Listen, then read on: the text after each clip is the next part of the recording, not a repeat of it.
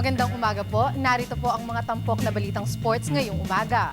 Sa boxing, dahil nasa kasagsagan na ang ensayo ni Manny Pacquiao, ipagbabawal na ang pagpasok ng media at fans sa loob ng Wildcard Gym sa General Santos City. Ito'y upang maiwasan ng iba't ibang distraction sa training camp ng Sarangani Congressman. Ang kabuong detalye ihahatid ni Cristabel De Leon. Upang patunayan na they mean business, magpapatupad ng closed-door training, no exemption policy ang Team Pacquiao. Ayon kay Canadian advisor Michael Kongs, mismo si trainer Freddie Roach ang nag-utos sa ipatupad ang bagong batas para mailayo sa distraction ng ensayo ni Manny Pacquiao. And starting Monday, next week, will be very strict, and yes, it'll be closed training for the entire 3 hours from 1 to 4 p.m. with no exception. Kasunod nito ay tinuring na positibo ni longtime sports radio boxing commentator Renato Lirio ang pinakabagong development sa kampo ni Pacquiao. Kwento ni Lirio, talagang nakikita niya ang pagbabalik ng dating training ethic ng 34-year-old Sarangani Fighting Pride. Ganyan din si Manny noong araw, talagang paging control si Freddie Roach.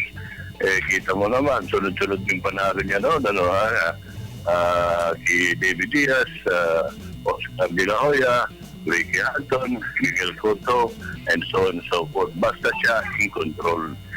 Towards the positive yan, ang resulta, mananalo si Manny Pacquiao, and I think by knockout, palagay ko. Si Pacquiao ay nakatakdang magsagawa ng ring return sa Nobyembre 24 sa Macau, China, katapat sa American hard hitter Brandon Leos.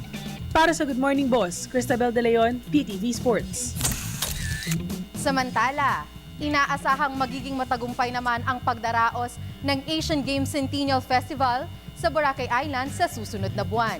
Ito'y dahil na rin sa ipinasang resolusyon ng House Committee on Youth and Sports Development kung saan hinihikayat ang mga government agencies na suportahan ang hosting ng Pilipinas ng November 25 to 29 festivities.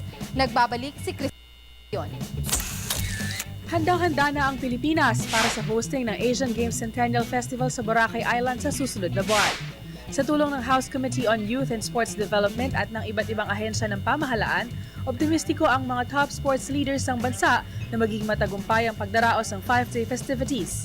Ayon kay Philippine Olympic Committee President Jose Coanco Jr., magandang oportunidad ang Centennial Festival para ma-showcase ng bansa ang tourism at business opportunities sa mahigit 1,000 delegates mula sa iba't ibang panig ng Asia.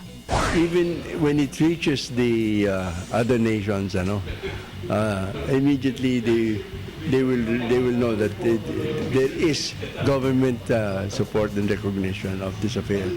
At the same time, yung mga ibang mga nag-aalanganin na tumulong, this validates the importance and the value. Kaya napaka-importante at so valuable the resolution filed by the Committee on Youth and Sports, and my many thanks for them. Kinumpirma rin ni Coanco ang pagdalo sa selebrasyon ni newly elected IOC President Thomas Bach at outgoing Chief Yax Rog. Ang Pilipinas ang napiling mag-host ng Centennial Festival dahil dito sa bansa, unang ginanap ang Asian Multi-Sporting Event noong 1913, ilang pa noon sa pangalang Far Eastern Games. Para sa Good Morning Boss, Cristabel De Leon, PTV Sports. At yan po ang mga tampok na balitang sports ngayong umaga. Ako po si Hazel Ansalubon para sa Good Morning Boss.